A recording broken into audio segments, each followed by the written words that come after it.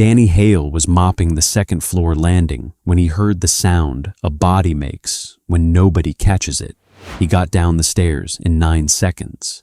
He got her heart going with his own 2 hands because the white box on the wall was empty, and he knew it was empty because he was the man who had written it down 14 times and sent it upstairs. 9 minutes. Then the ambulance came and took her, and somebody swept up her cake and threw it in the trash.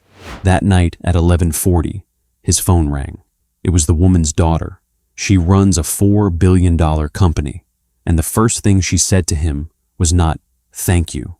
4 days later, they fired him, standing on the same square of floor where he'd knelt. And a janitor with $23 in his wallet made one phone call and stopped a $400 million deal. Stay with me to the end of this one, friend. And do me a favor while you're here. Put one name in the comments. Just one. The name of the person who'd know what to do if you dropped on the floor right now. I want to see how many of us actually have an answer. If you still believe ordinary people count for something, subscribe. This one's for you. The heat came into Brayton that August, and it did not leave. Danny Hale had been awake since 4:10, not because of an alarm, because the window unit in his bedroom had died in July, and he'd never gotten around to it, and because 4 in the morning was the only hour of the day when the apartment was quiet enough to add. He sat at the kitchen table with a legal pad and a pen from a bank he didn't have an account at. Rent, $1,140. Power, $219, and it would be worse next month. Truck insurance, $88. Nora's shoes. He wrote the numbers down and moved them around, and they came out the same way they always came out, which was short by about $140, and he sat there and looked at it the way you look at weather. At 6:30, his daughter came down the hall, already dressed. "You're doing the pad," Nora said. "I'm doing the pad. Is it bad?" "It's the same. The same is bad, Dad." She was 12. She had her mother's flat way of putting a whole argument in 4 words and then just standing there with it. She made her own lunch every morning. The same lunch, turkey and mustard and an apple, cut, because she liked it cut and did not think that was something anybody else needed to do for her. "I picked up Saturday," Danny said. "The bank building on 3rd, 6 hours. You teach Saturday. Class is at 10. I'm on at 4 in the afternoon." Nora put her lunch in her bag and zipped it. "Mrs. Reyes said you can't keep doing 2. Mrs. Reyes says a lot of things. She's usually right, though." He didn't have anything for that, so he drank his coffee. Danny worked nights at Callaway Tower on Ardent Plaza, $16.10 an hour, for a company called Brightline Facility Services, which was not Callaway, which was the whole point of Brightline existing. He had been there 2 years and 4 months. He knew that building the way you know a car you've had a long time. He knew that the 3rd floor east restroom ran hot no matter what you did to it. And he knew which elevator groaned on 19. And he knew that the carpet in the west stairwell had a stain shaped like Florida that nobody was ever going to get out. And he knew what was in every cabinet on every wall, because that was part of the job. They drove to the community center at 7. Fairview Community Center, 1-story, flat roof, a gym, and 2 classrooms and a kitchen. Nora went there after school until Danny got off, which on a good week was 3 days and on a bad week was 5. Gloria Reyes was already unlocking the side door in a Brayton Parks polo, 63 years old, reading glasses pushed up into her hair. "There he is," Gloria said. "You sleep?" "Some." "That's a no." "That's some." Gloria Reyes had run the county ambulance service for 22 years before her knees quit on her. Now she ran a rec center and sat on a volunteer board that met in a church basement on the 2nd Tuesday of the month, because the church didn't charge for the room. "Class Saturday?" she said. 10 o'clock. "How many you got signed up?" 6. "Last week you had 4. Last week I had 4. Inside, in the mechanical closet off the gym, a man was on one knee in front of the water heater with a flashlight in his teeth. gray mesh cap, suspenders, bad left knee that he, well, swung out to the side when he moved, like a gate. "Morning, Walt," Danny said. Walt took the flashlight out of his teeth. "This thing's a crime, Danny. It's been a crime since March. Then somebody ought to arrest it." Nora dropped her bag and came over and took the flashlight without being asked and held it where he needed it, which she'd been doing since she was 10. "Flashlight," Walt said, which was what he called her. "Walt, hold it steady. Don't do that thing with your wrist." "I'm not doing the thing with my wrist. You're doing the thing." Danny watched them for a second, and then he left, because he was going to be late. He never asked Walt's last name. That's the part he would come back to for the rest of his life. 2 years. The man fixed the water heater and the door closer, and the drinking fountain that had never worked and never would, and he showed up every single day since around March. And Danny had thought, once, in passing, that's a man with nowhere to be, and then he had not thought about it again. At 11:50 that night, at the end of his shift, Danny stood at the counter in the loading dock office with a maintenance defect form on a clipboard. 3 copies, white on top, pink in the middle, yellow on the bottom. He wrote in block letters because his handwriting was bad and he knew it. Lobby, a ED cabinet, north pillar, unit missing, cabinet empty, 14th report. For a year, the man who took that clipboard from him had been Walter Purcell, building engineer, who read every line and signed it and tore off the yellow and handed it back without a word. Since April, it had been a young woman named Priya Nandal from Facilities who had a lanyard with a cartoon cat on it and who signed where the arrow was. She signed it. She did not read it. Danny watched her not read it. "Thanks," she said. "Yes, ma'am." He took the yellow copy out to the truck and put it in a blue Folgers can he kept under the passenger seat, on top of 13 others, oldest on the bottom. He pressed the lid down and taped it, because the tape had come loose. And then he did not think about that can again for 4 days.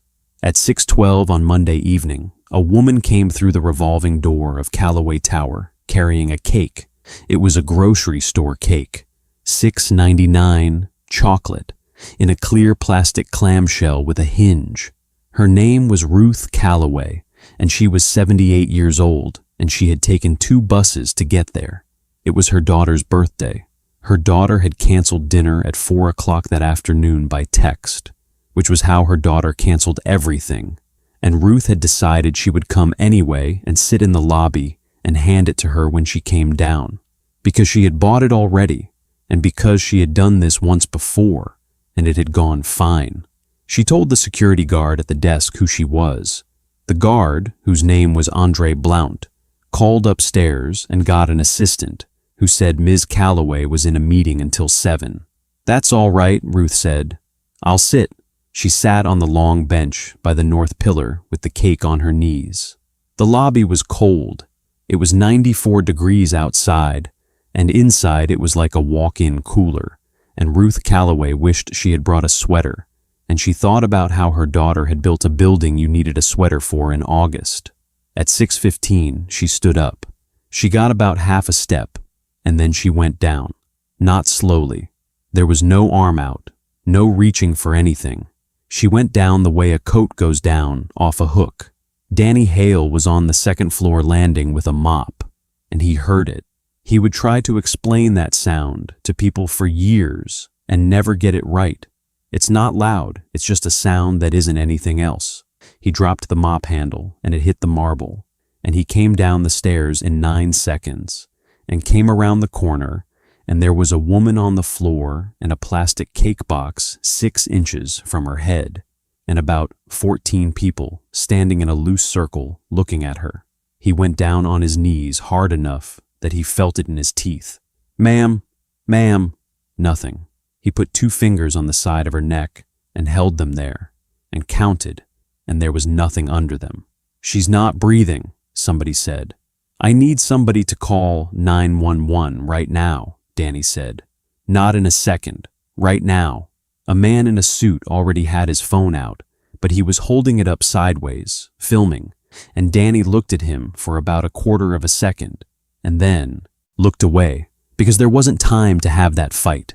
A woman in a gray cardigan broke out of the circle and ran to the north pillar, where there was a white cabinet mounted at chest height with a green cross on the front and a little sign that said, "Automated External Defibrillator." She got it open. Then she stood there with the door in her hand. "It's empty," she said. Nobody heard her. "It's empty," she said again, louder, and her voice cracked in the middle of it. Danny didn't look up. He didn't need to. He put the heel of his left hand on the center of Ruth Calloway's chest and put his right hand on top of it and laced his fingers and locked his elbows and put his shoulders over her. "Ma'am," he said, "the one with the cardigan, come here." She came. "Get on the phone. Tell them adult female, unresponsive, no pulse. Tell them the address twice. They'll ask you twice anyway, so just say it twice the first time. Then tell them CPR in progress and don't hang up." "Okay. What's your name?" "Priya." "Priya, don't hang up on them. No matter what they say, stay on." And then he started. 2 inches. That's what they tell you. 2 inches down on the chest of a 78-year-old woman, 100 times a minute. And it does not feel like helping. It feels like the opposite of helping. There is a sound at the beginning that people are not ready for, and Danny was ready for it because Danny had been ready for it for 3 years, and he still shut his eyes for the first 4 compressions. He counted out loud. 1, 2, 3, 4, 5, 6. Somewhere around 20, a man in a suit crouched next to him and said, "Hey, buddy, are you allowed to do that?" Danny kept counting. "I'm just saying, if she's got a condition or a..." "Sir," Danny said, on the beat, not stopping, "if you want to help, go stand at the door and wave the ambulance in." The man went. That's the thing. He went, and he did a good job of it, and later he would tell people he'd helped. At about 90 seconds, Danny's forearms started to burn. At 3 minutes, his shoulders went. At 4 minutes, his hands started to slip because he was sweating through everything he had on, and the sweat was running down the inside of his arms. And he shifted his weight forward onto his knees so that his body was doing the work instead of his arms, which is a thing you learn in a class in a gym on a foam dummy, and which nobody believes matters until they're on a marble floor at minute 4. The cake box slid 6 inches when his knee bumped it. Andre Blount came around the desk and got down on the other side of Ruth Calloway. "You want me to take over? You know how?" "No." "Then count for me." "Say again." "Count out loud. Just count. Keep me on the pace." And a 50-something security guard in a clip-on tie knelt on a lobby floor and counted to 30 over and over for 5.5 minutes, while a janitor pushed on an old woman's chest. And Danny Hale would say later that it was the single most useful thing anybody did in that building that year. Phones went up. He knew they were up.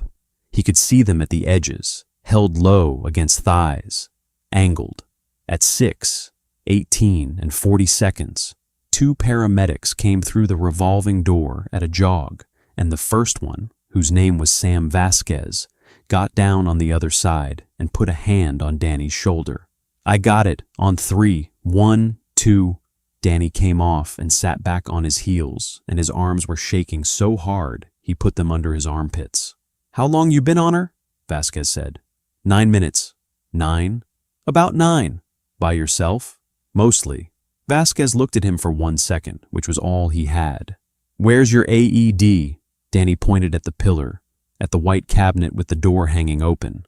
Vasquez looked at it, and Danny watched a man who had been doing this for 11 years look at an empty box on a wall in a building worth $400 million and watch something go across his face, and then watched him go back to work, because that's what he was there for. They got a shock into her at 6:21. They got a rhythm back at 6:23. They had her out the door at 6:26. And then the lobby just went back. That was the part Danny could never explain either. Inside of 4 minutes, it was a lobby again. People got their bags. The elevators ran.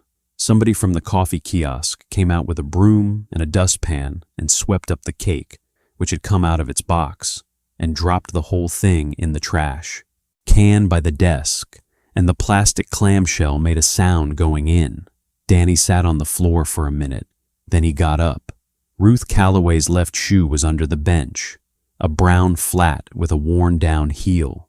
Nobody had picked it up.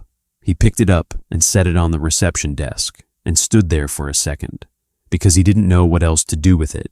And the woman at the desk, whose name was Rosa Milan, looked at it and looked at him, and neither of them said anything. Then Danny went back upstairs and finished the landing, because his shift ended at 11.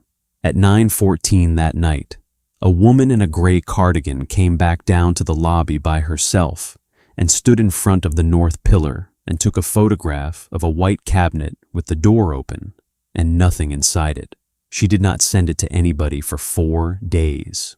At 11:40, Danny was sitting in his truck in the employee lot with a warm blue Gatorade from the gas station because his hands were still doing it and he didn't want to drive yet.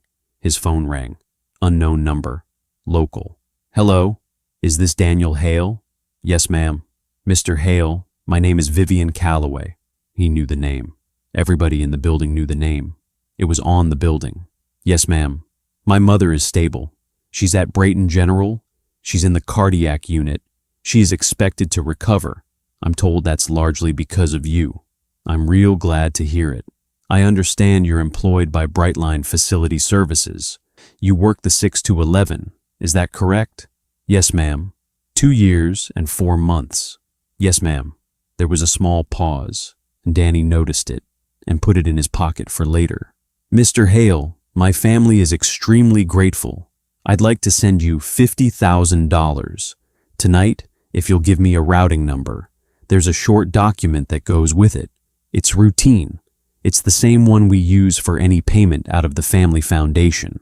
My people will walk you through it in the morning. Danny sat in his truck with the window down because it didn't roll up, and the heat came in off the asphalt, and he watched a moth go around the light on the pole. Ma'am, can I ask you something first? Of course. Is the box on the wall still empty? Silence. It went about 3 seconds. 3 seconds is a long time on a phone. I don't know what that means, Vivian Calloway said. No, ma'am, Danny said. You do. You paused. Mr. Hale, I've been in your lobby 2 years. There's a white cabinet on the north pillar with a green cross on it. There's supposed to be a machine in it. There's been nothing in it since March. There's nothing in the one on 9 or the one on 14 or the one by the west stairwell either. And I know because I opened them. I'll certainly have someone look into that. Yes, ma'am. Someone from my office will be in touch about the payment. Yes, ma'am. Thank you, Mr. Hale, truly. Good night. She hung up. Danny sat there, and then he figured out what had been sitting wrong in his chest since the second she said her name. And once he saw it, he couldn't stop seeing it. She never asked what happened. 9 hours. Her mother had gone down on a marble floor and stopped for 9 minutes, and this woman had called him at 20 to midnight, and she had known his employer and his shift and his length of service, and she had not asked him one single question about it. Not how did she look, not was she scared, not did she say anything. You don't ask questions you already have the answers to, which meant that between 6:26 and 11:40, somebody upstairs had gone to Vivian Calloway and told her there was a problem with the wall. Danny drove home with the window down. It took 25 minutes, and he thought about it the whole way, and it still took him 4 more days to understand what it meant. Terry Boone called him at 5 in the morning, which meant Terry had been up all night. Terry Boone ran the Brightline crew, 41 years old, 3 kids, a man who had never in his life had a job where he wasn't scared of losing it. Danny, hey, buddy. Terry, you okay? I heard. Everybody heard. I'm all right. That's something. A breath. Listen, 2 things. 1, I'm putting you on days. Bank building, the good one, and I'm going to get you $2. $2 an hour, effective Monday. I already asked. Terry, 2, and I need you to hear me on this one. Terry's voice dropped, even though he was alone in his own kitchen. Don't put anything else in. Writing, okay? Nothing. Not on a form, not on a text, not on nothing. Why? Because you don't work for them, Danny. You work for me, and I work for them. And if you make a thing, they don't call you, they call me. And they don't fire you, they cancel the contract. And then it's not one guy, it's 19. Danny stood in his kitchen in the dark. Terry, do you know what was in that cabinet? I know what wasn't in it. How long have you known? Terry Boone didn't answer for a second, and then he said, Day's shift, Danny. $2, please, and hung up. At 2 o'clock that afternoon, Danny sat in a conference room on the 9th floor with 2 people from Callaway Risk and Compliance and a plate of little pastries in the middle of the table that nobody touched the whole time. They were nice. That's what he would tell Gloria later, and it was the part that bothered him most. They were genuinely, warmly nice. One of them had a picture of a dog as her phone background and showed it to him while they waited for the printer. They slid 1 page across. This is a hardship grant, the man said. $25,000 direct deposit could be in your account Friday. There's no tax hit on your end. We handle that. It's not a settlement. There's no admission of anything. It's just the family wants to do something, and this is the mechanism we have. Danny picked it up and read it. He read it slowly, out loud, with his finger under the line, because that's how he read anything with a signature block on it, and it made both of them uncomfortable in a way he did not apologize for. He got about 2/3 down. Right here, he said, releases and forever discharges any and all claims, known or unknown, arising from or relating to conditions at the premises. That's boilerplate. Ma'am, I didn't get hurt. No, of course not. I'm not making a claim. I don't have a claim. I fell on my knees on a floor. That's it. He set the page down. So why is a thank you note asking me to give up something I never had? Nobody said anything. And this part, he tapped it, shall not disclose the existence or subject matter of this agreement. What's the subject matter? It's the payment. No, ma'am. The subject matter is conditions at the premises. It says so 4 lines up. The man cleared his throat. Mr. Hale, nobody's trying to put anything over on you. I know, Danny said, and he meant it, and that was somehow worse. I don't think anybody in this room is trying to do a single thing wrong. I think somebody handed you this and said, give it to the janitor. He pushed it back across the table. I'm going to say no, and I want to be real clear that it's not because I'm mad, and it's not because I want more. Then what would you like? Danny thought about how to say it so that it was small enough to actually happen. Put a machine back in the cabinet in the lobby. Today. Not all of them. I know that's a project. Just the one on the north pillar. And when it's in there, call me and I'll come in on my own time and sign whatever you want me to sign. They looked at each other. That has to go through procurement, the woman said. How long's procurement? For a capital item, there's a cycle. How long? 6 to 8 weeks. Possibly longer, because it's a multi-site. Danny took out his wallet. He opened it and looked at it and put it on the table, open, so they could both see it, which he had not planned to do and did not entirely know why he was doing. There were $23 in it, and behind the $23 was a laminated card, 3 years old, soft at the corners, with a woman's name on it and a certification date. Ma'am, there's $23 in there, Danny said. I could buy a used one online before lunch and I'd still make rent. It's $1,200 for a new one. Your CEO offered me $50,000 at 11:40 last night off the top of her head. He closed the wallet. It's not money. It's that nobody in this building wants their name on the order. Because the second somebody signs a purchase order for a machine, there's a piece of paper that says the machine wasn't there before. Neither of them said anything at all. Thank you for the coffee, Danny said, and left. And that was the last time in his life he was ever on the 9th floor. On Wednesday at the end of his shift, he filled out defect form number 15.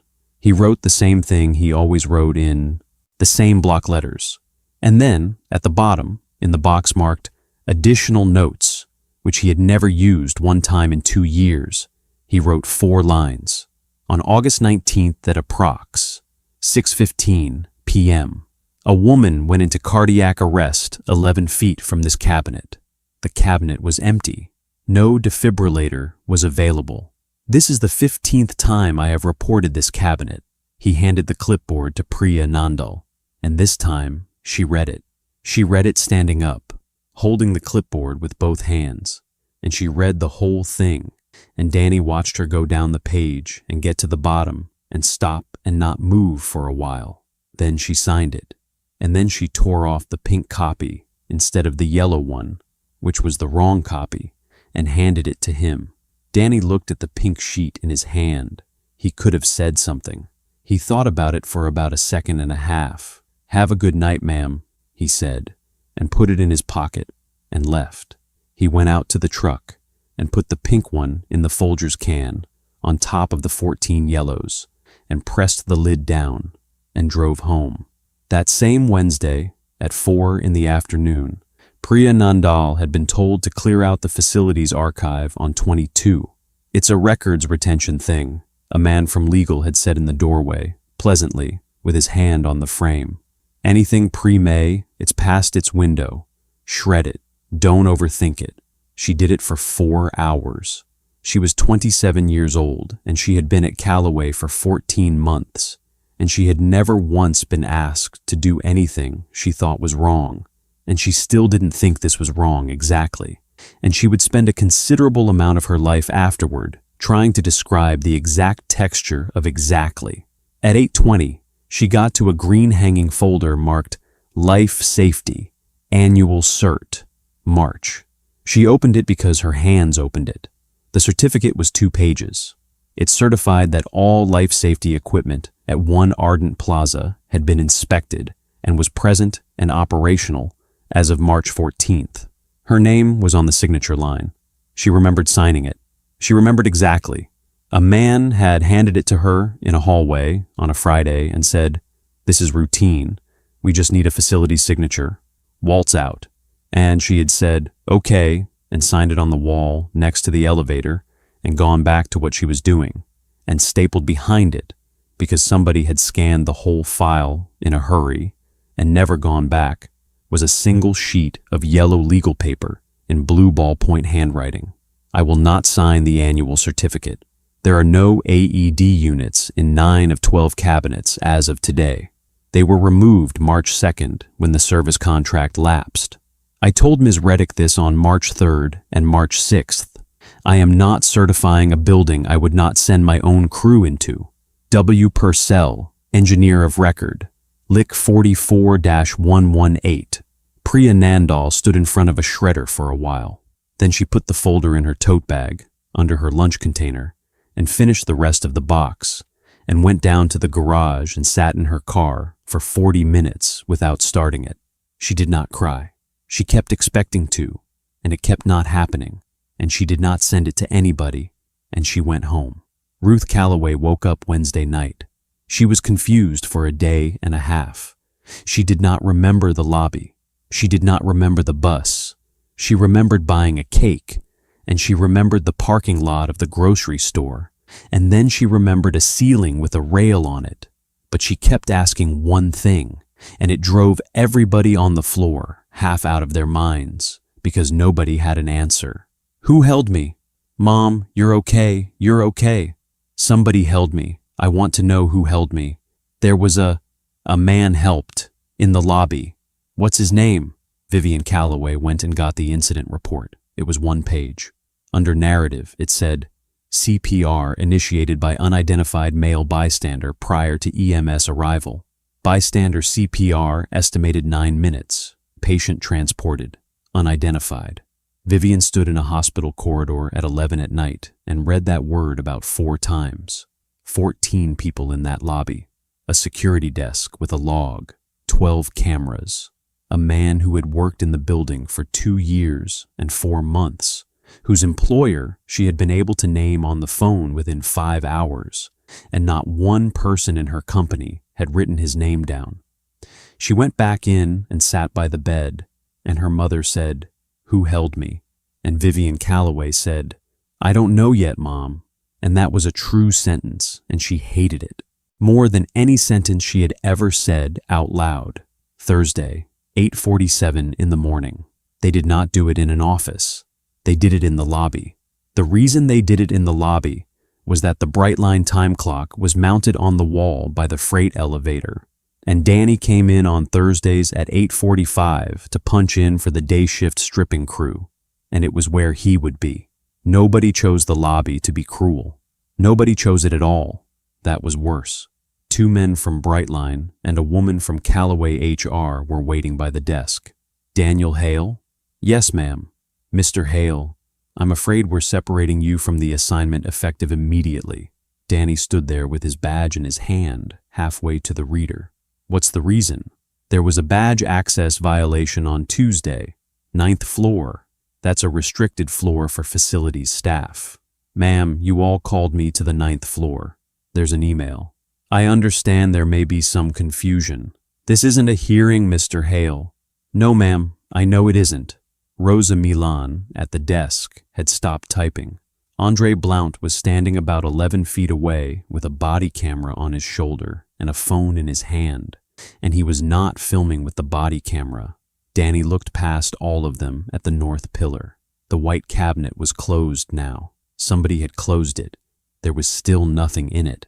"Is this because I wrote it down?" he said. Nobody answered. He nodded slowly, because that was the answer. "All right." He set the badge on the desk. He set it down next to the exact spot where he had put a brown shoe 3 days before. "I've got a coffee can and a jacket and a thermos in the closet on 3. Can I go get those?" "I'm sorry, we'll have them boxed and sent to you." "It's a closet, ma'am. It's got a mop sink in it." "I'm sorry." And then the woman from HR did the thing that started everything, and she did it because she was trying to be kind. That is the truth of it, and Danny never once told it any other way. She put her hand on his forearm, gently, and she said, in front of everyone, "Mr. Hale, I want you to know this has nothing to do with the incident." Danny looked at her.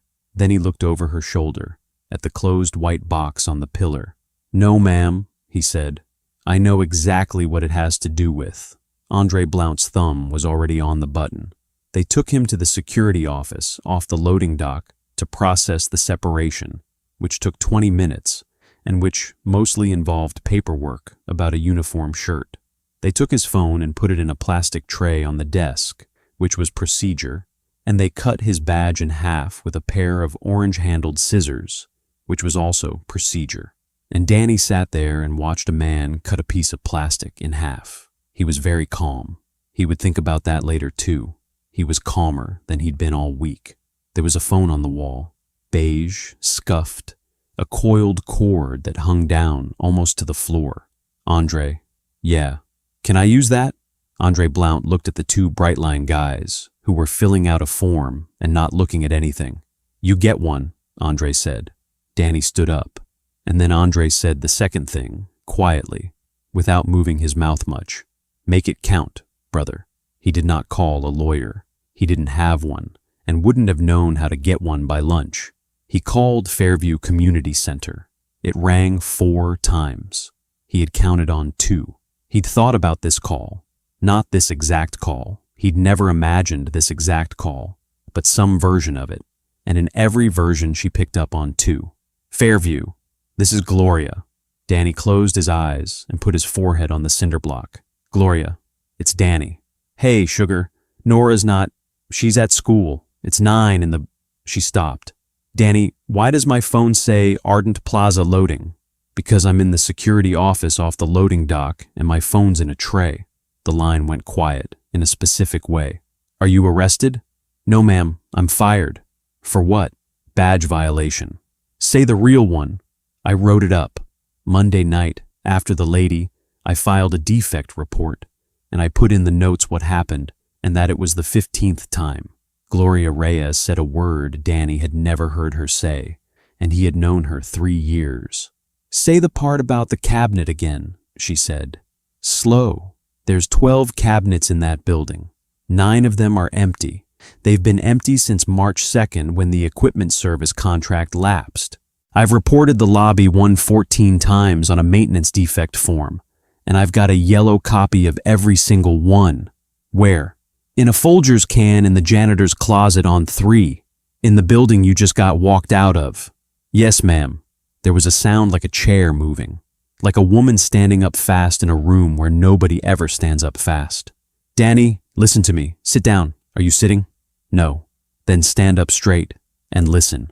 Her voice had changed all the way. It had gone flat and careful, the way people talk when they've stopped being surprised and started being afraid. Callaway Health Group is a licensed operator. You understand what that means? They're not a real estate company. They run clinics and imaging and 2 surgical centers. The whole thing sits on an operating license from the state. Okay. That license has one condition on it that everybody forgets about, because for 40 years, nobody's ever used it. Any building they occupy has to pass an annual life safety inspection, equipment present and working, signed by the building's engineer of record. Okay, now here's the part I need you to hear. Gloria took a breath. If a person with first-hand knowledge, a person who saw it with his own 2 eyes, files a public safety deficiency report on a licensed operator, the state doesn't consider it. The state puts an administrative hold on that license. Automatic, same day. What's a hold do? It means everything stops. They can't close, they can't transfer, they can't sign a thing that requires a clean license until an inspector physically walks into that lobby and looks at that wall and clears it. How long's that take? 6 weeks, 8, longer if they fight it, and they always fight it, and fighting it makes it longer. She said the next part very slowly. Danny, there's no judge in it. There's no appeal. There's nobody in that building you can be nice to. It just sits there. Danny stood in a security office with his phone in a tray on a desk 11 feet away. So I file it. So you file it. And Danny, I have to be straight with you, because I've watched people do this. If you file it and you're wrong, if it's a hunch and a bad feeling, they will come after you personally, and they will be within their rights. I'm not wrong. I know you're not, but I don't get to know, so I'm going to ask you one time, and I want you to think before you answer, because I've known you 3 years, and you have never in your life made a thing bigger than it was. A pause. What have you got? 14 forms, Danny said. Signed and dated. Signed by who? The engineer, every one of them, up to March. Danny, I need the name. Purcell, he said. It's just W. Purcell on the line. That's the signature on all 14. The silence that came back was not like the other silences. Say that again. W. Purcell, building engineer of record. Walt, Gloria said. Walt who? Danny. Her voice did something. Danny, our Walt, the water heater. Danny opened his eyes. He looked at a cinder block wall painted the color of oatmeal. He's been at the center every day since March, he said. Yes, I thought he retired. He didn't retire, baby. Gloria's voice had gone thin. They walked him out, first week of March. He wouldn't sign the annual certificate because the boxes were empty, and they let him go, and they got somebody else to sign it. Danny put his hand flat on the wall. 2 years. A man in a mesh cap on one knee in front of a water heater, and a 12-year-old holding a flashlight for him, and a father standing in a doorway thinking there's a man with nowhere to be. They took him off the building so there'd be nobody to back me up, Danny said. They took him off the building so there'd be nobody to say it, Gloria said. You backing you up is a bonus, and I've been standing next to him for 4 months. Yes, he fixed the drinking fountain. Danny, he fixed the drinking fountain, and I never asked him his last name. Danny, feel that later. I will sit down with you, and we will feel every bit of it together, I promise you. Right now, I need you to be exactly as smart as I know you are. Paper moving. A drawer. Here's what I need, and here's the order. 1. The yellow copies. Not your memory. Paper. 2. A recorded statement from the engineer of record, confirming he received them, and confirming why he wouldn't sign in March. 3. Me at the state licensing office on Kelly Avenue with both, and they locked the doors at 5, and it's a 50-minute drive. What's the rush? 50 minutes is nothing. It's 9 in the... Because their acquisition signs tomorrow morning, Gloria said. It's been in the business page for a month. $400 million, Callaway acquiring Meridian Imaging, closing Friday. And I promise you, Danny, if it closes before the hold lands, the whole thing goes into a new entity, and we are arguing about which company owns a wall for the next 4 years. Danny looked at the clock over the door. 9:06. You can't do all 3, he said. No, I've got to be at Kell by 4:30 at the latest to get it stamped, and I've got to have the engineer's statement in my hand before I go. Somebody has to get to Walt, and somebody has to get the can, and I can't be in 3 places. Where's Walt live? Ridgeway, 4 blocks off the center. Gloria. Danny stopped. He looked at the floor. Has anybody been to see him? How would I... She stopped too. Oh, hell. They fired me at 8:47 this morning. Somebody in that building figured out what I had before they did it. If they know what I've got, they know what he is. Danny, there's already a car at his house. Neither of them said anything for a second. I'm 40 minutes out from Ridgeway, Gloria said. I'm at the center. Nora's at school. Nora's here, Gloria said. It's a teacher day. Half the building's in my gym right now. Danny stood in a security office and did not want to say it. He thought about a 12-year-old girl making her own lunch with the apple cut. He thought about the pad on the kitchen table. He thought about the way she'd said the same as bad, Dad. And he thought about what Kara would say. And what Kara would say was, she's mine too, Danny, and you don't get to decide that by yourself. Put my daughter on, he said. Danny, I'm not putting a 12-year-old into... She's not going into anything. She's not going in a building. She's going 4 blocks on a sidewalk to a man she's known 2 years. And she's going to say my dad's in trouble. That's the whole job. You come do the legal part behind her. Danny. Gloria, if you send a lawyer to that porch, he closes the door. If you send flashlight, he opens it. A long breath on the other end. Hold on. Then Nora's voice, and it was already braced because she'd been watching Gloria's face for 2 minutes. Dad. Hey, Bug. Dad, just tell me. And Danny Hale heard his wife, so clearly that he had to put his hand over his mouth for a second. He told her, fast and clean, the way you'd tell an adult, because there wasn't time to tell it any other way. 14 forms. A can under the seat. A man in a mesh cap with a last name. Walt, Nora said. Walt. Our Walt. Yeah, he's been fixing our water heater since March because they fired him for saying the same thing you said. Yeah. Nora Hale was quiet for 2 seconds. Okay, she said. I'm going now. Nora, you don't go inside if there's people there. You stand on the sidewalk and you call Gloria and you... Dad. Yeah, I'm gonna go knock on the door and wait because he takes about 90 seconds and everybody leaves before 90 seconds. And I'm gonna tell him it's me. And then Mrs. Reyes is gonna show up and do the legal part. A breath. That's the whole plan. It's not complicated. Danny closed his eyes. Your mother would... Don't. Her voice broke exactly once. One clean break, and then it was gone. Don't do that right now. I'll fall apart if you do that right now. Okay. Okay. She hung up. Danny stood with his hand on the receiver for 4 seconds and then turned around, and Andre Blount was standing directly behind him. You get one, Andre said. That was one. Andre looked at the phone, then at Danny. Mr. Hale, is there anything in that coffee can that's going to make me look stupid for standing here? Danny said. Yes, sir. How stupid? State.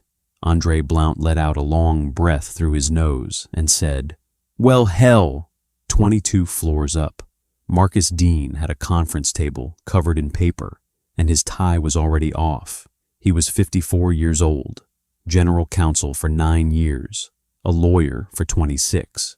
He had a daughter in her 2nd year at a law school 2 hours inland, who had asked him at Christmas what it was that he actually did all day, and he had made a joke instead of answering, and she had laughed, and they had both known. In front of him were the maintenance defect reports for one Ardent Plaza, pulled from the facilities system, going back 3 years. There were 9 of them. Danny Hale had filed 14. Marcus Dean sat down slowly in a conference chair. He had spent his whole career learning what a room looks like right before it becomes a deposition, and he was in one, alone. "Oh, you idiots," he said to nobody, because that was it. That was the whole thing, right there in the gap between 9 and 14.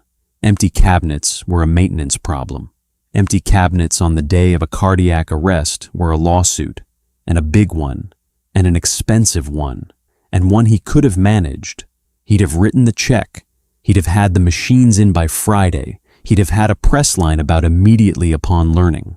But 6 reports deleted out of an electronic log in April was not a maintenance problem, and it was not a lawsuit. Marcus put his head in his hands for about 4 seconds. Then he picked up the phone. Priya Nandal appeared in the doorway at 9:20 with a legal pad she wasn't going to need. "Sit down, don't sit down. Priya, in March, did you sign the annual life safety certificate for this building?" "Yes, sir." "Did you read it before you signed it?" She stood there. "No, sir." Marcus Dean looked at her for about 2 seconds, and Priya made herself look back. And what she saw in his face was not suspicion. It was arithmetic. He was deciding whether he wanted to know any more than he already knew. "All right," he said. "Mr. Dean, that's all." She had her hand on the door frame.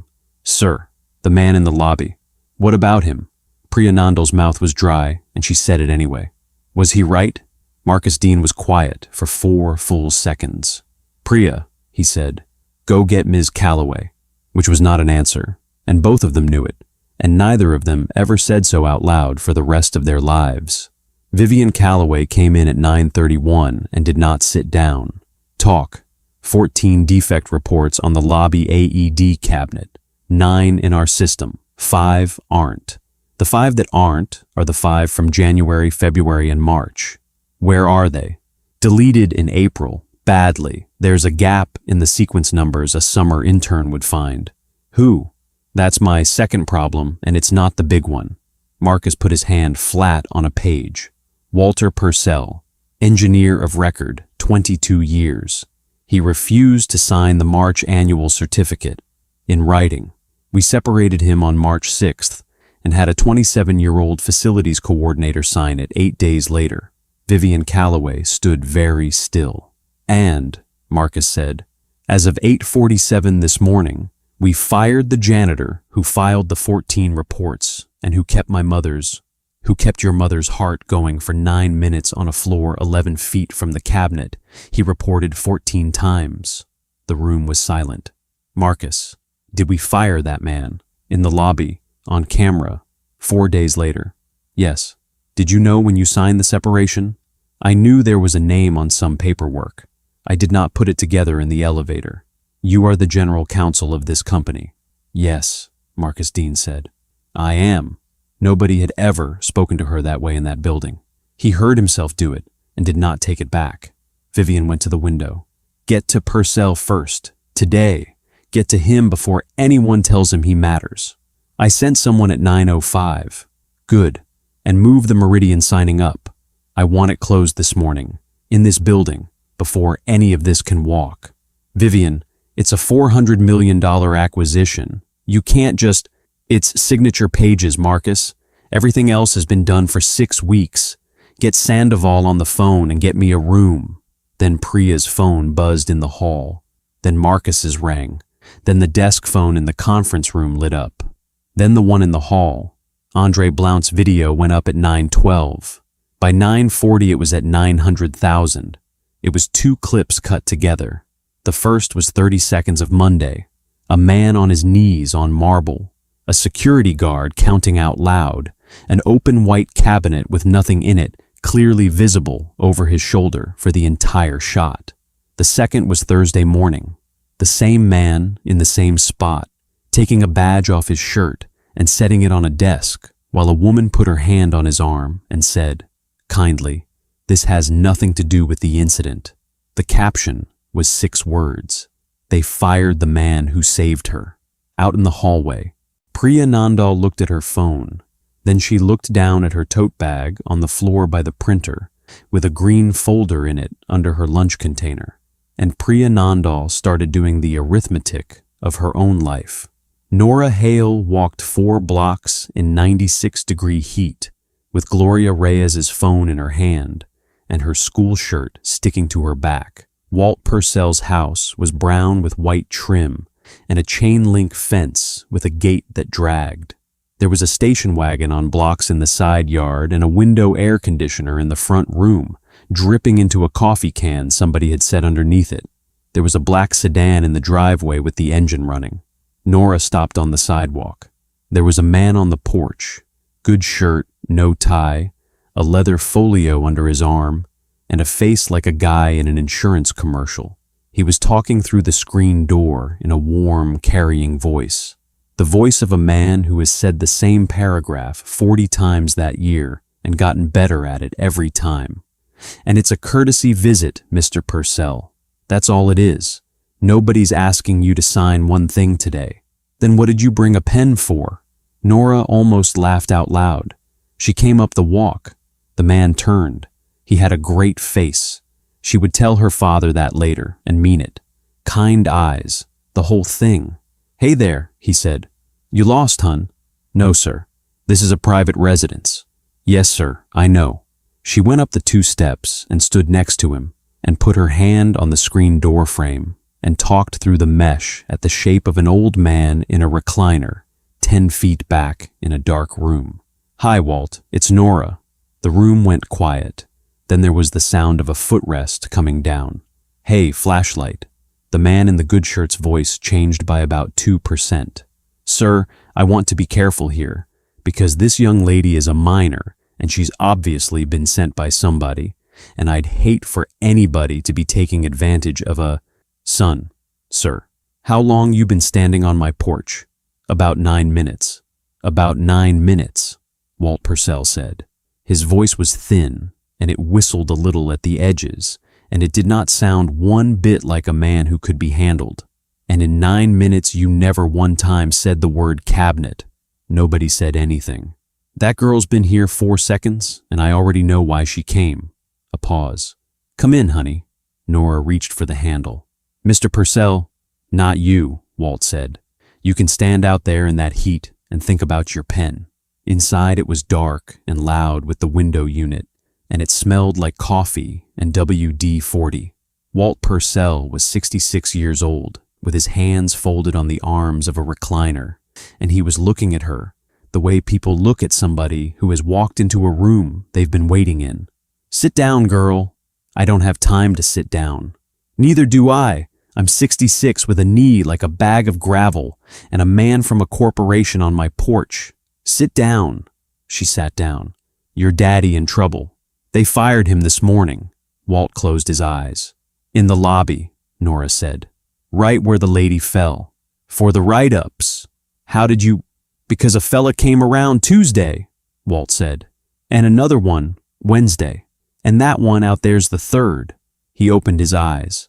"And every one of 'em wanted to be my friend. And I ain't got a phone. And I ain't got any family left. And I ain't stupid. They've been counting you. They've been counting me since Monday night, sweetheart. I just couldn't work out what for." Nora talked too fast then and heard herself doing it, and made herself stop and start over in order, the way her father read a form. 14 defect reports, 14 yellow copies in a can, his signature on every one. A woman named Gloria, who could stop the whole thing at a state office on Kell Avenue if, and only if, the engineer of record would say 4 sentences into a recorder. "That's me," Walt said. "That's you. That's been me for 22 years. Nora held up Gloria's phone. On the screen was a photo of one of the yellow copies. Danny had photographed 3 of them at the kitchen table one night in June, for no reason he could have explained, and had never deleted them, and she had found them by scrolling back. Walt put on his glasses. He held the phone way out at arm's length, like an old man does. "March 4th, he read. "Lobby AED cabinet. Empty. Ninth report. He looked at the signature line. That's my hand. Yes, sir. He scrolled. It took him a while because he didn't scroll well. Then he stopped. Now hold on, he said. What? That one there, April 11th. Yeah? That ain't my hand. Nora leaned over. That's a W and a P, she said. That's a W and a P, Walt Purcell agreed. And it ain't mine. Look at the tail on it. I've been signing my name 60 years, girl. I know what it looks like. He set the phone down on his knee very carefully. I was gone March 6th. Nora Hale sat in a hot, dark front room and understood something that all the lawyers in that tower would take another 2 weeks to write down properly. They didn't just get rid of you, she said. They kept using you. Yeah. Why? 'Cause the form's got a line on it that says engineer of record, Walt said. And if there ain't a name on that line, somebody has to explain why. Outside, a car door shut. Then another one. Nora looked through the screen. There were 2 more men on the walk now, and the one with the good face was talking to them with his hand over his mouth. Mr. Walt. Yeah. How long's it take you to get to the door? 90 seconds on a good day. Don't get up, Nora said. At 11:32, Gloria Reyes came up Ridgeway doing 40 in a 25 and stopped at an angle across the end of the driveway, blocking the black sedan in, which she later swore was an accident, and which nobody who ever knew her believed for 1 second. She got out with a digital recorder in one hand and her clipboard in the other and went up the walk without slowing down. Ma'am, this is a private...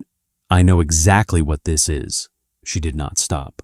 My name is Gloria Reyes. I sit on the Brayton County Emergency Preparedness Review Board, which is a volunteer board, which means I have absolutely nothing to lose. You are standing on the property of the engineer of record for a building that is about to be the subject of a public safety deficiency filing, and every one of you is employed by the operator. She was on the porch now. So please, stay right there and keep talking to me. I would love all 3 of your names in my statement. The man with the good face said. There's no filing. Gloria Reyes smiled at him. There will be in about 90 minutes, she said, and went inside. The statement took 4 minutes. She set the recorder on the TV tray between a jar of butterscotch candies and a photograph of a woman who had been dead 19 years. Sir, state your full legal name. Walter James Purcell. Your license number. 44-1180. Mechanical state of... That's fine. Mr. Purcell, were you the engineer of record for 1 Ardent Plaza? 22 years. Did you receive maintenance defect reports from a Brightline janitorial employee named Daniel Hale regarding the AED cabinets in that building? I received every one of them. How many? 14. I signed them all. I turned them in every month with the packet. And in March of this year, were you asked to sign the annual life safety certification for that building? Walt Purcell sat up as straight as his knee let him. I was. Did you sign it? No, ma'am, I did not. His voice whistled and did not shake. Because there wasn't a defibrillator in 9 of 12 cabinets in that building, and hadn't been since the 2nd of March when they let the service contract go. And I told Ms. Reddick that on the 3rd, and I told her again on the 6th. And I said, I ain't putting my name on a building I wouldn't send my own crew into. He nodded once. And they thanked me for my service and walked me to my truck. Gloria's hand shook for exactly 1 second and then went still. Mr. Purcell, is there anything else you want on this recording? Walt Purcell looked at a 12-year-old girl sitting on his couch with her hands between her knees. Yeah, he said. They didn't fire me for saying no. Anybody'll tell you that's what happened, and it ain't. They fired me so there wouldn't be nobody left in that building who could say it. Gloria stopped the recorder. At 11:50, Andre Blount rode the freight elevator to the 3rd floor with his master key on his belt. He stood outside the janitor's closet for a good long moment. He was 44 years old. He had 8 years in that building, and a daughter starting at the community college in the fall and he was 2 years off a pay bump that mattered, and he stood in a service corridor with his hand on a door and thought about kneeling on marble on Monday evening with his hand on a stranger's shoulder, counting to 30 over and over while his knees went numb, and how the man next to him hadn't asked for one single thing except a count. He opened the door, mop sink, a jacket on a hook, a thermos, and on the shelf above the sink, a blue Folgers can with the lid taped down. He took the lid off. 14 yellow sheets, soft at the corners, in order, oldest on the bottom, and one pink one on top, dated Wednesday, with 4 lines written at the bottom in block letters. Andre Blount read the pink one, standing up in a janitor's closet with the door open behind him. Then he put the lid back on and taped it and carried it down to the loading dock under his arm like it was nothing, and out into the garage where a 63-year-old woman was standing beside a Buick with the flashers on. "Ma'am, you Blount?" "Yes, ma'am." He handed it over. 14 yellow and 1 pink. "You know what this costs you?" "Yes, ma'am, I do." She looked at him. "I'd like it on the record," Andre Blount said, "that a security guard did this on purpose, not by accident, not because nobody was watching. On purpose, at 11:50 in the morning, wide awake. He was suspended by 1 o'clock. He knew he would be. That's the part people always leave out when they tell it. He knew before he opened the door, and he went up anyway, and there is no version of this story that works without that." Gloria Reyes walked into the state licensing office on Kell Avenue at 11:58 in the morning. She had a recorder, 14 yellow carbons, 1 pink one, a photograph of an open cabinet time-stamped 9:14 p.m. on the 19th of August, and a 4-page public safety deficiency report she had filled out in a Buick in a parking lot with the engine running for the air conditioning. The clerk read it once. Then she read it again. Then she said, "Ma'am, can you hold on?" and went and got somebody. At 12:06 p.m., an administrative hold was placed on the operating license of Callaway Health Group, pending physical inspection. There is no ceremony to it. A woman clicked a box. A printer printed a receipt with a number on it. Gloria Reyes folded the receipt into her wallet behind her library card and went out and sat in her car and put both hands on the steering wheel and cried for about 40 seconds and then stopped. 22 floors up on Ardent Plaza, in a conference room with a signature table set up and coffee in glass carafes, and a man from Meridian Imaging named Randall Sandoval sitting with his pen out. A phone rang, then another one, then the desk phone, then the one in the hall, then Vivian Calloway's own phone, the one with 9 numbers in it, started walking across the tabletop. Nobody picked anything up for about 2 seconds. "Well," Vivian said, "that was fast." She answered it standing at the window with her back to the room. "This is Vivian." A pause. "Say that again." Marcus Dean went the color of paper. "When?" A pause. "That's not... No, listen to me. That building passed its annual in March. It is certified through next." A pause. "Then unplace it." The room did not move. "Then who can?" A pause. "That is not an answer. That's a hallway."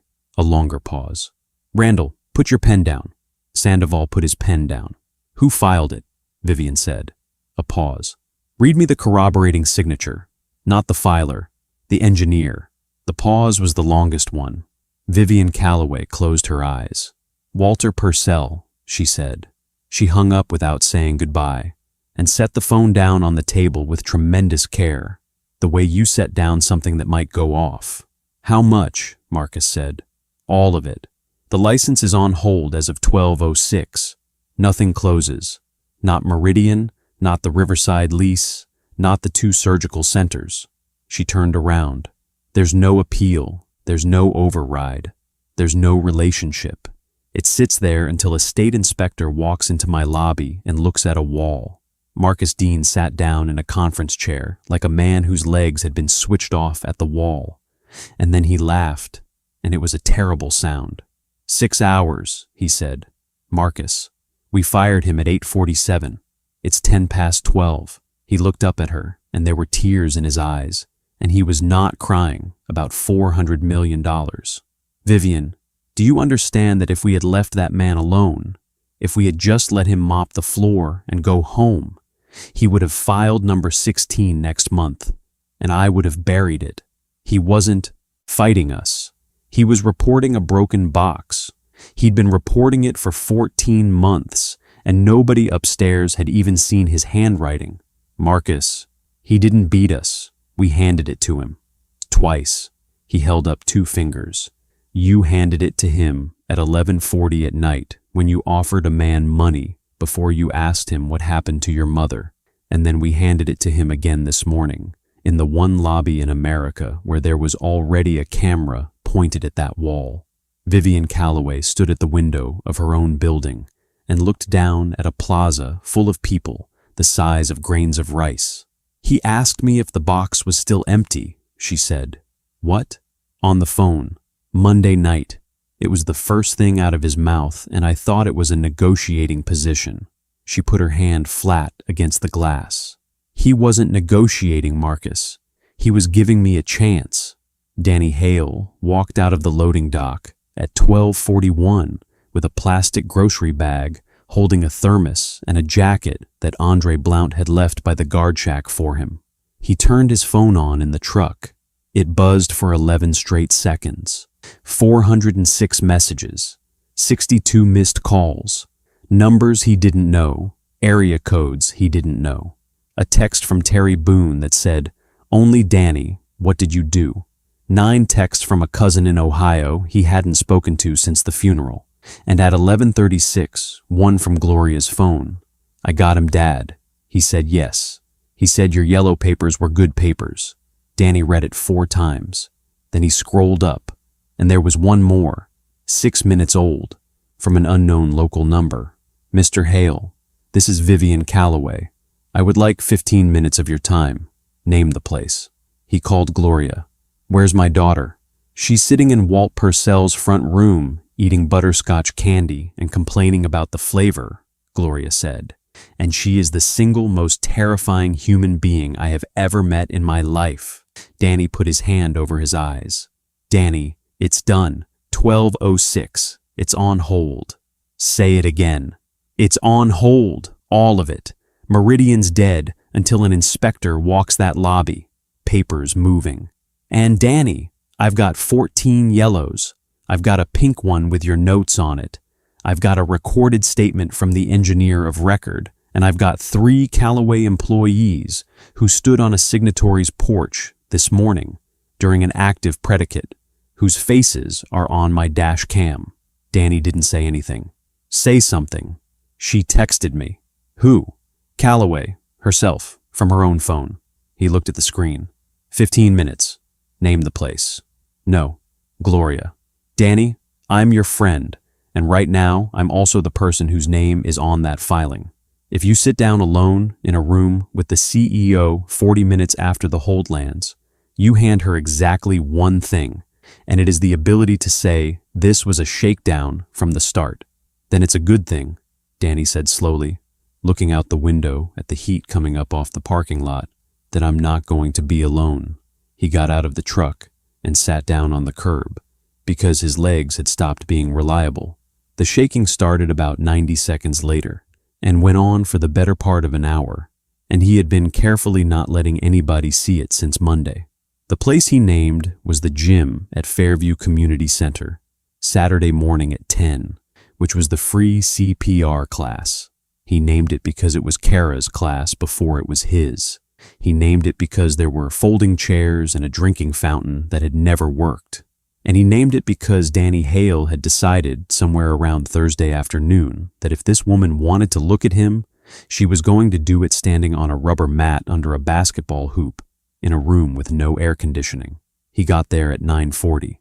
Gloria was already there with a recorder on the scorer's table. Nora came in at 9:51 and sat down next to him on the bleachers and did not ask. He opened his mouth. "Don't," Nora said. "Bug, you're going to say I shouldn't be here." She looked straight ahead at the double doors. "I walked to Ridgeway. I sat in his house. I'm the one who said your name. Her chin came up about a quarter inch. You don't get to take me all the way to the end of it and then send me to the car. Danny looked at Gloria. Gloria shrugged. I told you. Terrifying. Vivian Calloway came in at 10 o'clock exactly. She came alone, which surprised all three of them. No lawyer.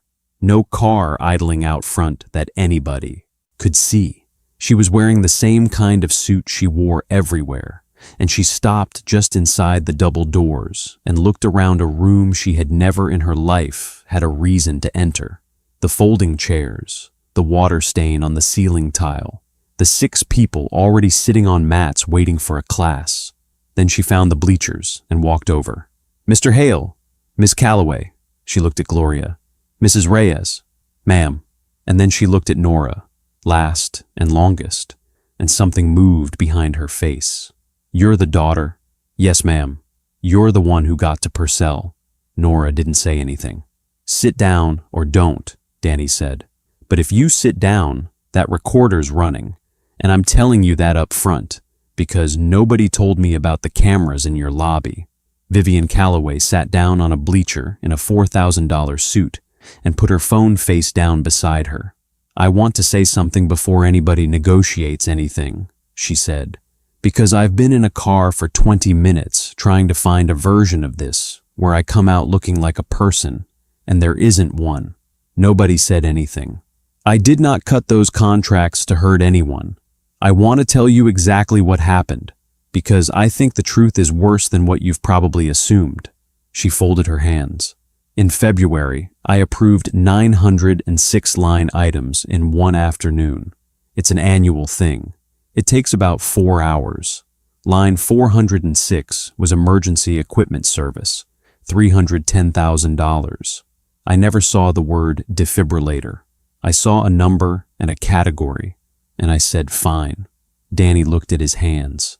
And on Monday night, when you asked me if the box was still empty, Vivian said, I did not hear a man telling me my mother nearly died on my floor.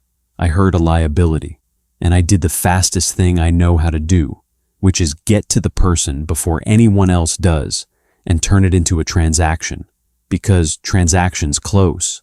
She looked up. That is not something that happened to me that night, Mr. Hale. That's what I am. I've done it 400 times, and it has never once failed. Ma'am, Danny said, I'm not finished. My mother has been asking for 3 days who held her, and I could not answer her, because the incident report in my own building says unidentified male bystander. Her jaw moved.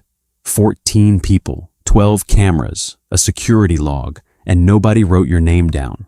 Nora Hale said, Why did you offer him money before you said thank you? Everybody turned. Bug. No, I want to know. Nora was very pale and very steady, and her voice did not rise at all. You called at 11:40 at night. You knew where he worked and how long he'd worked there. You had time to find all that out, and you never said thank you. You said $50,000. She swallowed. Why is that the first thing? Vivian Calloway looked at a 12-year-old girl on a bleacher and had absolutely nothing. After a while, she said, Because it's the fastest tool I have. That's not an answer. No, Vivian said. It's the true one. Those aren't always the same thing. I'm learning that this week. Gloria's pen had stopped moving. What do you want? Danny said. 24 hours. My board meets Wednesday. I want to be the one who tells them, and I want to tell them before they read it. No. Mr. Hale. No, ma'am. Danny leaned forward with his forearms on his knees. And it's not because I want you humiliated. I don't. I've got no appetite for it whatsoever, and I know that's going to disappoint about 9 million people. Then why? Because you're not asking me for a day. You're asking to pick the order that people find things out in. He turned his hands over. That's what April was. Somebody picked the order. Walt Purcell found out he was done before anybody found out the boxes were empty. My kid found out I got fired from a video on a phone in a gym at school before I could get to a phone to call her. He shook his head slowly. You don't get the sequence. Not one more time. Your board finds out the way everybody else found out. Vivian Calloway nodded once. All right, she said. And you asked me Monday what it would take. Here it is. And it's the only thing I'm ever going to ask you for. Danny's voice stayed low and even. Put a machine in every cabinet you've got. All 41 buildings, not just this one. And next to every one of them, put a card on the wall with a date on it. And I want the date to be real. Done. I'm not finished either. And I want a name on that card, not the company's name. He looked at her.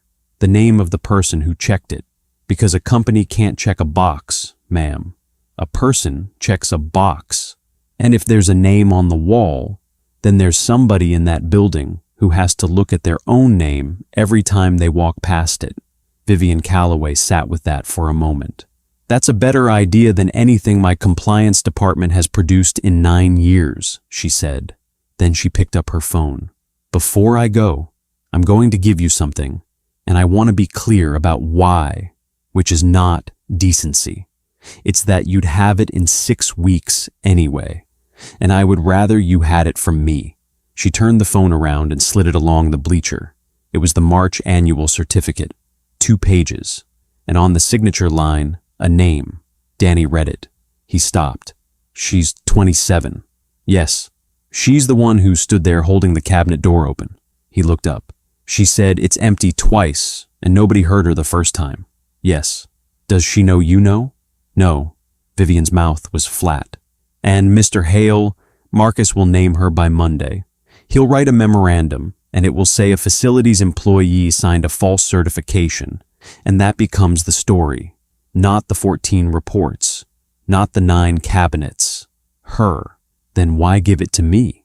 Because it's the only card I have left that's worth anything, Vivian Calloway said. And I'd rather spend it than watch Marcus spend it for me. Then the class started. And this is the part that got written about wrong everywhere. So here it is, right? Vivian Calloway did not leave. She took off her jacket and folded it on the bleacher, and she got down on her knees on a foam mat next to a retired mail carrier and a woman with a newborn, and she put the heels of her hands on the chest of a plastic dummy, and she pushed. She couldn't get deep enough. Nobody can the first time. The little clicker in the dummy's chest didn't click. Harder, Danny said. I am. 2 inches. Lock your elbows. Get your shoulders over the top of it. Don't use your arms. She tried again. Nothing. And Danny Hale knelt down beside a woman who had put him on a curb with $23 in his wallet and put his hand flat over the back of hers and pushed down. It clicked. That's it, he said. That's how hard it is. Vivian Calloway kept counting out loud, and she did not stop. And somewhere around 18, she started crying, and she still did not stop. And nobody in that gym said one word about it, because it happens in that class about every 3rd week. The problem with Priya Nandal took Gloria about 4 minutes to explain, and it came down to one thing. If she comes forward on her own, she's a witness who signed something in good faith and reported it herself the second she understood it. That's protected. It happens all the time, and everybody in the state office knows what it looks like. And if she doesn't, if the company names her first, she's not a witness. She's the person who signed the false document. Gloria set down her pen. It's the same paper either way, Danny. The only thing that changes is who says her name first. So we tell her. With what? We can't call her. That's a company phone. We can't email her. That's their server. We don't have a personal number, and if we had one, using it would look like tampering. Gloria rubbed her eyes. And you cannot walk in that lobby. You have a separation on the record and a no trespass on file since Thursday morning.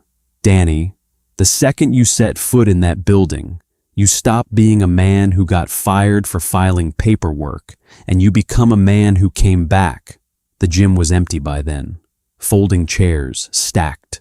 4 o'clock light coming in through the high windows. Nora Hale was sitting on the scorer's table, swinging her legs. So, can't she just say it first? Nora said. Out loud, to somebody official. Before Monday. Gloria stopped. That's what No, but she doesn't have to find out from us.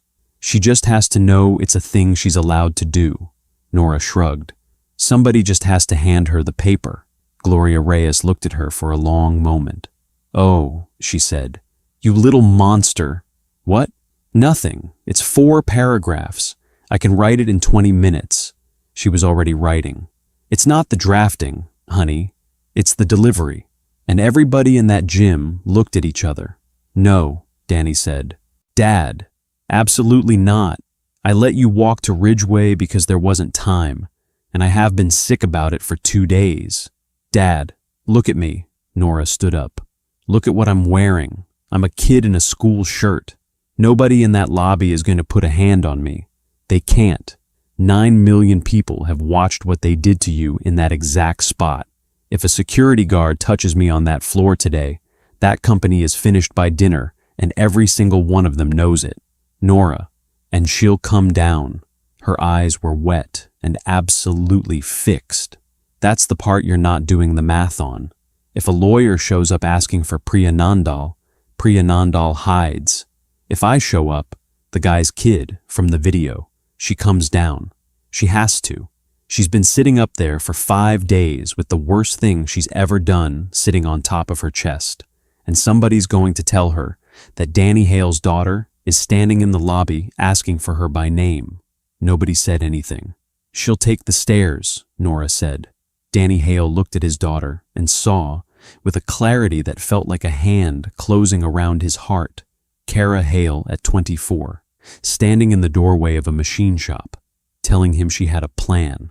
Gloria, he said, write it.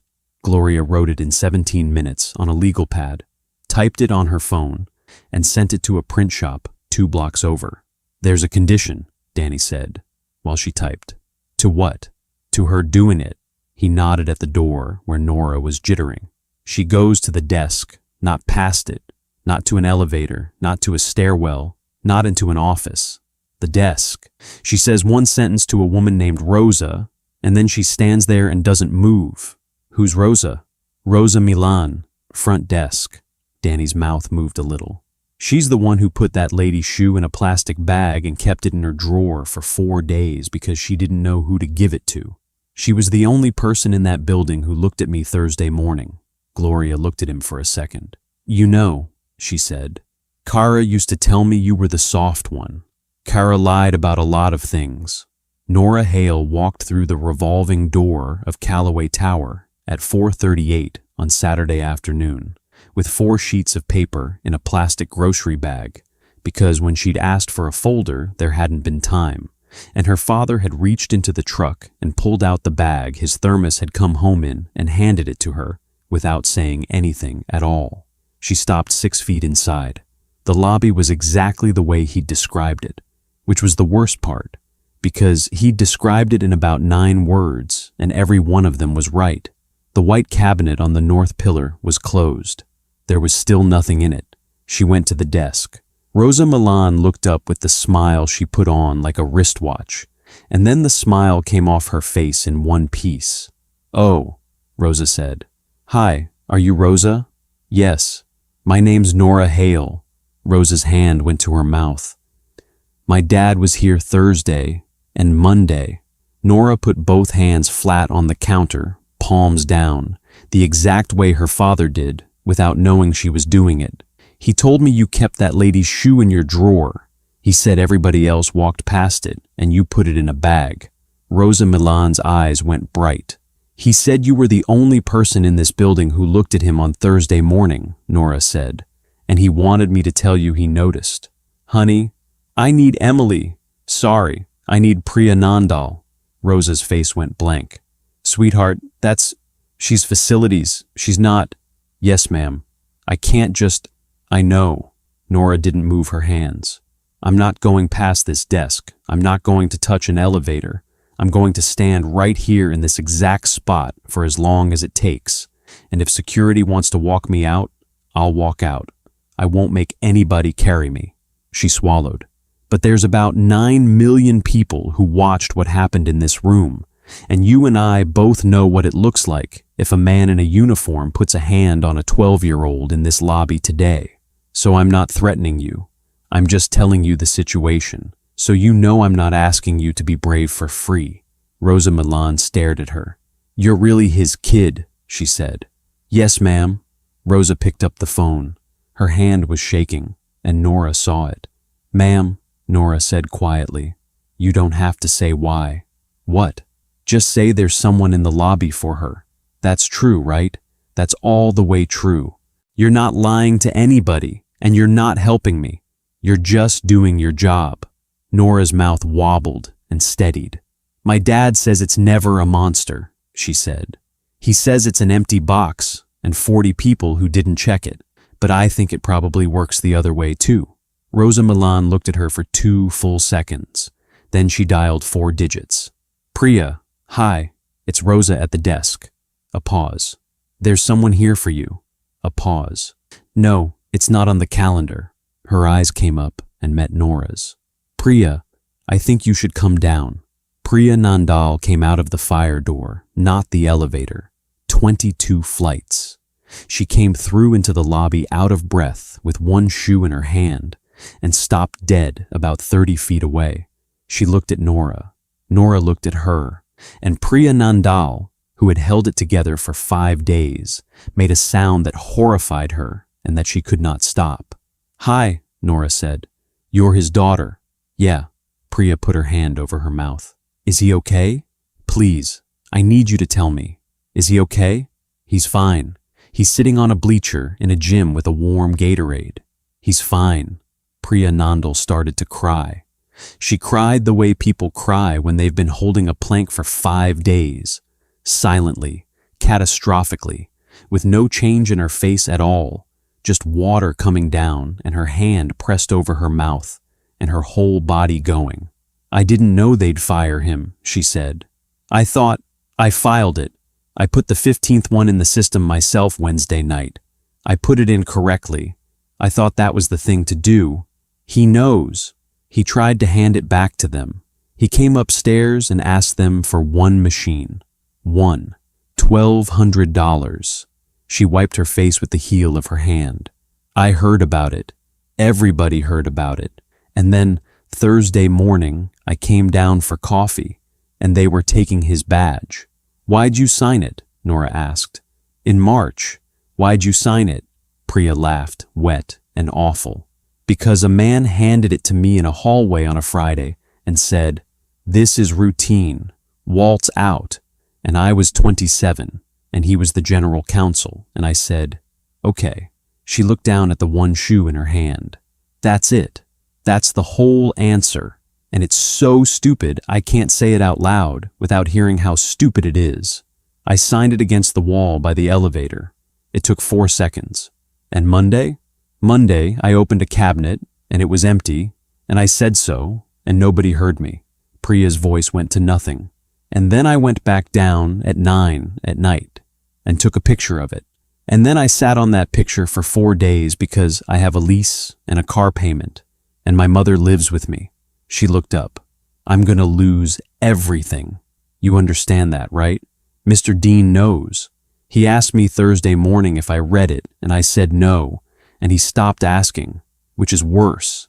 He's going to write a memo Monday, and he's going to say I signed a false certification. And here's the thing. He'll be right. Technically, he's right. I signed it. Don't, Nora said. I have to. I've been sitting up there all day trying to decide whether to just go in there and say it. No, listen. Nora held up the plastic grocery bag with both hands, like it was something breakable. That's why I'm here. Priya looked at the bag. What is that? It's 4 paragraphs, Nora said. Gloria Reyes's phone rang at 5:04, and she picked it up on half a ring. Mrs. Reyes? The voice was young and wrecked and trying very hard. My name is Priya Nandal. I'm employed by Callaway Health Group as a facilities coordinator. Is this line recorded? Gloria's hand closed on the edge of the table. It is now, she said.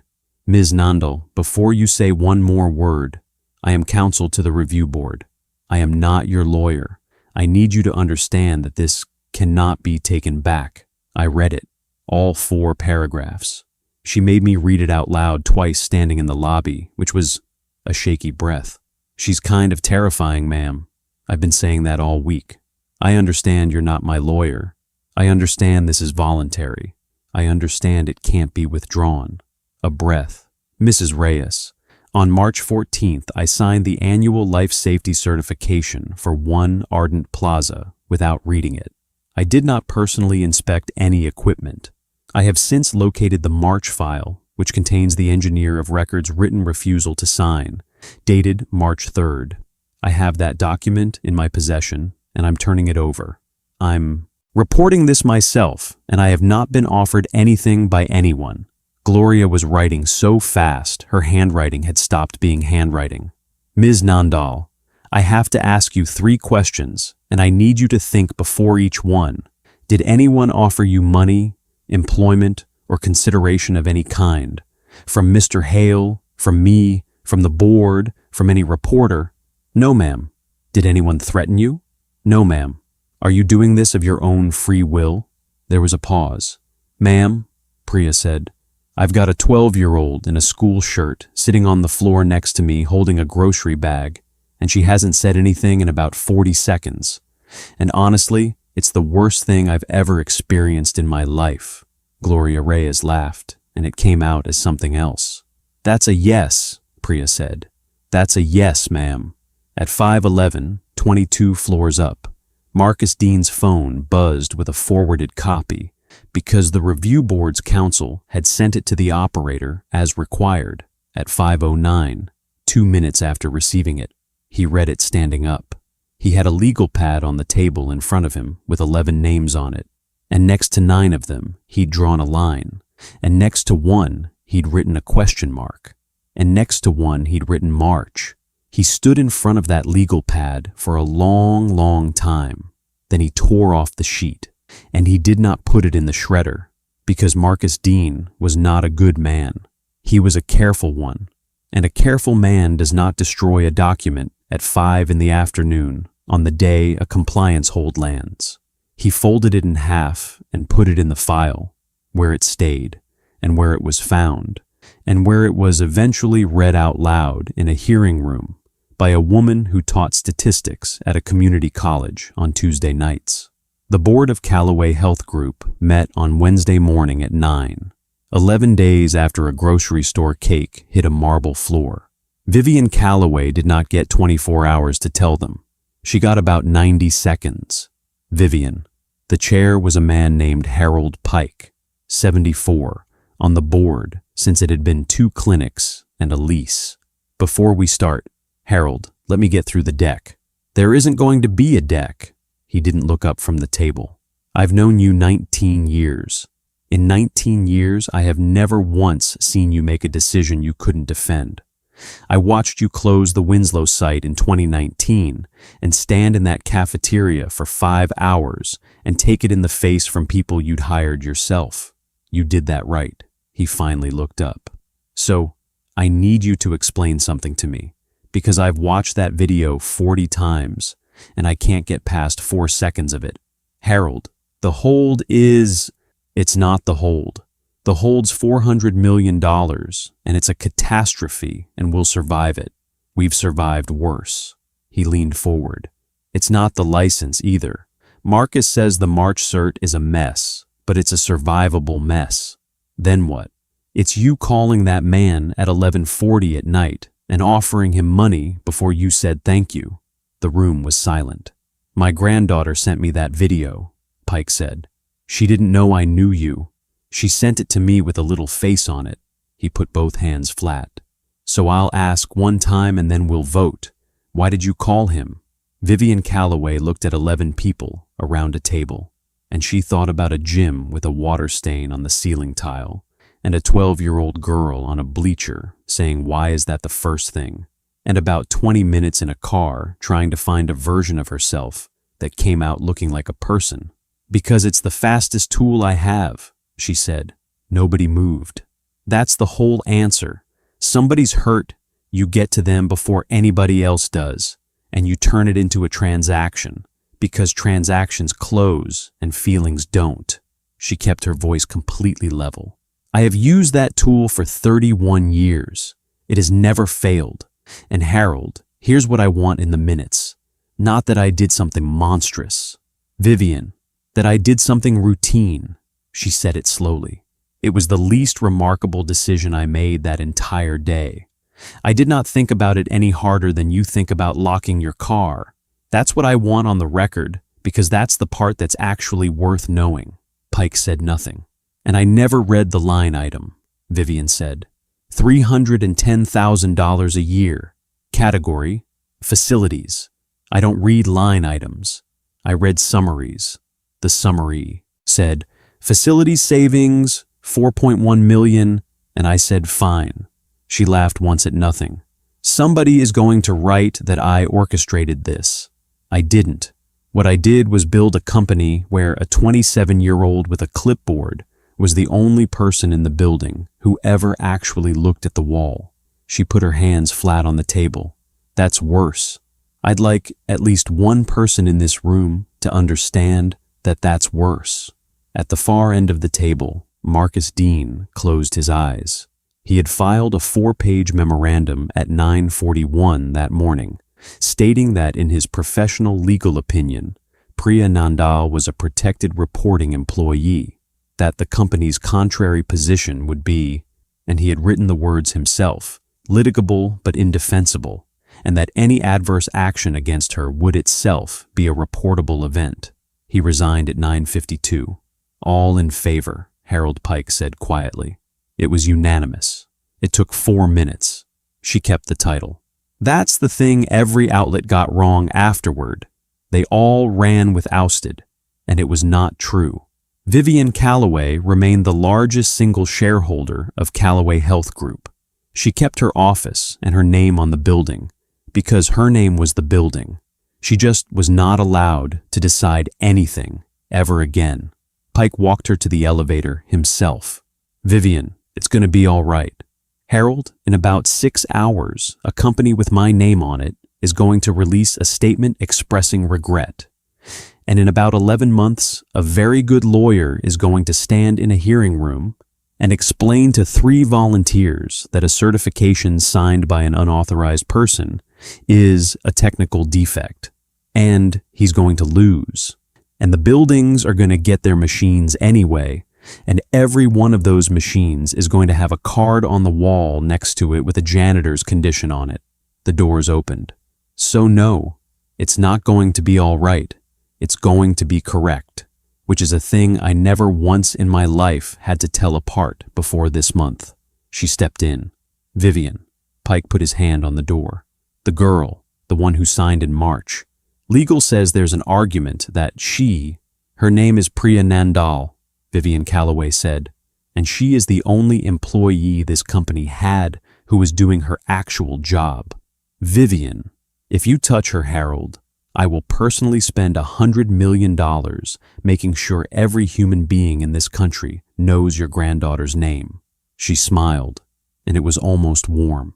I'm not allowed to decide anything anymore, but I still own more of this than everyone in that room combined, and I have just discovered that I have an enormous amount of free time. She let the door close. The state inspection came 11 months later, because that is how long these things take, and nobody who tells this story ever believes it. 3 people. A hearing officer from the state, a retired fire marshal, and a woman named Anita Sable, who taught statistics at Brayton Community College on Tuesday nights, and who volunteered on the county board because the meetings were in a church basement, and the church didn't charge for the room. It took 9 days. Anita Sable walked 2 law firms and a state officer through the difference between 14 reports and 9 reports using a whiteboard, at a pace one of Calloway's outside attorneys was later heard to describe as the worst 9 days of his professional life. She never raised her voice one time. She just kept asking the same question. What changed in April, besides the log? Until the answer stopped being a paragraph and started being a shrug. The finding ran to 180 pages. The part everybody quoted was one sentence on page 6. The record does not support a finding that this equipment was overlooked. The record supports a finding that it was removed, that its absence was reported 14 times in writing, and that those reports were received. The cabinets got filled, 41 buildings inside 7 weeks, which was faster than procurement had ever done anything in the history of the company. And next to each one, there is a laminated card in a plastic sleeve with a date on it and a name, not the company's name, the name of the person who checked it. That was Danny Hale's one condition, and the only thing he ever asked anybody for. Ruth Calloway lived 4 more years. She never got the 9 minutes back. There was a gap in her memory of that afternoon that stayed a gap. She met Danny once in a rehab day room with a television nobody was watching, and she took his hands and turned them over and looked at them for a while and said, "These?" "Yes, ma'am." "Well," Ruth said, "they're not very impressive." They laughed until she had to stop. She called him the mop man for 4 years and never once got his name right, and everyone at that facility knew exactly who she meant. Walt Purcell went back to work, not for Calloway. He inspects for the state now, 2 days a week, 66 years old, bad knee, mesh cap. He is reportedly the most disliked man on any job site he walks onto, which he says is the nicest thing anybody has ever told him. He still fixes the water heater at Fairview. It is still a crime. He says so every time. Priya Nandal runs Calloway's safety office. It has 22 people in it now. She is 34. On the wall behind her desk, there is a framed photograph of a white cabinet with the door hanging open and nothing inside it. Time-stamped 9:14 p.m., August 19th. New hires ask about it constantly. She tells them the same thing every time. "I took that 4 days before I did anything about it," she says. That's not the brave part of the story. The 4 days is the story. Everybody thinks they'll be the person who speaks up. Almost everybody is the person who takes the picture and goes home. The only thing that made me different in the end was that a kid walked into a lobby and handed me a piece of paper in a grocery bag. Marcus Dean teaches now. Second-year seminar in regulatory compliance at a state law school 2 hours inland. $44,000 a year. He tells it every fall on the first day, and he tells it accurately, which is to say, he tells it with himself in it. "I never told a client to lie," he says. "Not once in 26 years. Write that down because you're going to say it too someday, and I want you to notice how good it's going to feel when you do." He lets it sit. "Here's what I did instead. A man reported an empty box 14 times, and I never saw it, because I built a system where it went to a queue, and when it finally reached my desk, I did not ask whether it was true. I asked how many copies there were. Somebody always asks about the legal pad with the 11 names. I had her by Thursday morning," he says. "I could have had a memo out by Monday and it would have worked. And I want you to understand that. It would have worked." And then he says the thing they all remember. "She stood in my doorway and asked me a yes or no question. She said, 'Was he right?' And I said, 'Go get Ms. Calloway.' He shrugs. 'That's all I did. That's the entire thing I did wrong. And I had to live in that hallway for 2 days before I could say the word out loud." Andre Blount was reinstated with 9 weeks back pay after a settlement nobody discussed. He is head of building security now. Every new guard gets a 40-minute session on the cabinet on the north pillar, whether they want one or not, and every one of them thinks it's excessive, and every one of them can open that cabinet in the dark by the end of their first month. Rosa Milan still works the front desk. She keeps a brown flat shoe in the bottom drawer in a plastic bag because Ruth Calloway told her to keep it. Gloria Reyes still runs Fairview and still sits on a board that meets in a church basement on the second Tuesday. 3 volunteers. That board has since been asked to consult in 9 other counties, and Gloria says the same thing to every one of them. "You don't need more power, honey. You need somebody to actually file the paper." Vivian Calloway never gave an interview. She never wrote a book. She turned down everything, which nobody expected, and which got reported approximately once and then forgotten, because there is no story in A Billionaire Who Won't Talk. What she did was fund things, quietly at first, and then, after a reporter dug it up in year 3 and she declined to comment, quietly on purpose. Free CPR training in 311 schools and community centers across 14 states. Equipment for buildings that couldn't afford it. Her name is on none of it. She came to Danny's Saturday class 4 times a year for the rest of her life. She always sat in the back row. She always brought $2 for the coffee, and he never once let her pay. Danny Hale never got rich. That's not modesty, it's arithmetic. The video hit 31 million views, and then it hit the wall every video hits, and by October, the internet had moved on to a man who caught a shark off a jet ski. And inside of a year, the name Danny Hale stopped meaning anything to anybody who didn't live within 4 blocks of Ardent Plaza, which was exactly what he wanted, and which he said out loud in a gym with a recorder running on the first Saturday. They offered him $250,000 for the rights to it. There was a version where a famous man played him. They wouldn't say which famous man, which meant they didn't have one.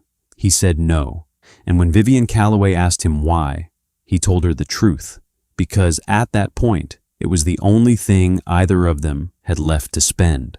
Because the second I take it, it's a story about me, he said.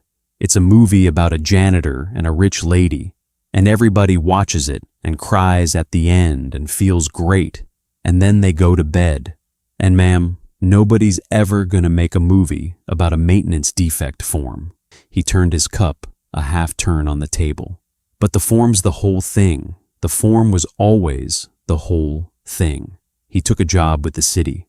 Days, $22.40 an hour, with insurance, which he had not had in 4 years. He still teaches Saturdays at 10. Nora Hale teaches it now. She is 24. She runs the 10 o'clock, and Danny sits in the back and does not correct her, which took him about 2 years to learn how to do. She starts every single session the same way. She holds up a laminated card, soft at the corners, 3 years older than she is. This was my mother's, she says. She got certified in 2019. She died on our kitchen floor in 2022 with 4 grown adults in the room, and not one of them had one of these. That's why you're here. Everybody find a mat. There is a photograph on the wall at the Fairview Community Center, over the coffee machine, where everybody has to look at it. It isn't the video still.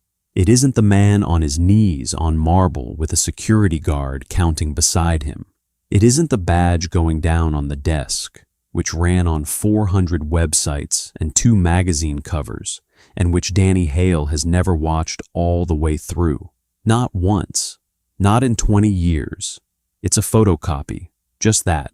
A yellow carbon copy of a maintenance defect form, dated 14 months before any of it happened, in a janitor's block handwriting, with 1 box checked and 1 line filled in. Lobby, AED cabinet, north pillar, unit missing, cabinet empty, 4th report. Underneath it, in Sharpie, in a 12-year-old's handwriting, is the only caption it has ever needed. He wrote it down. That's the part people get wrong every single time they tell it. They tell it as a rescue. They tell it as the janitor and the billionaire. 9 minutes on a marble floor. 1 phone call that stopped $400 million.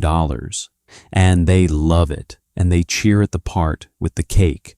And they cheer louder at the part with the badge. But Danny Hale filled out 14 forms that nobody read. He handed every one of them to an old man in a mesh cap who signed everyone and turned everyone in. He called his supervisor.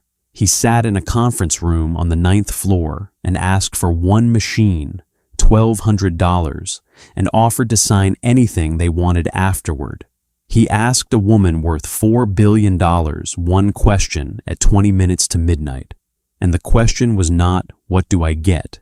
The question was, is the box still empty? He tried the quiet way for 14 months, and 40 polite people walked past that wall every day, and not one of them opened it. It's never a monster, friend. It's an empty box and 40 people who didn't check it. But it works the other way too. It always has.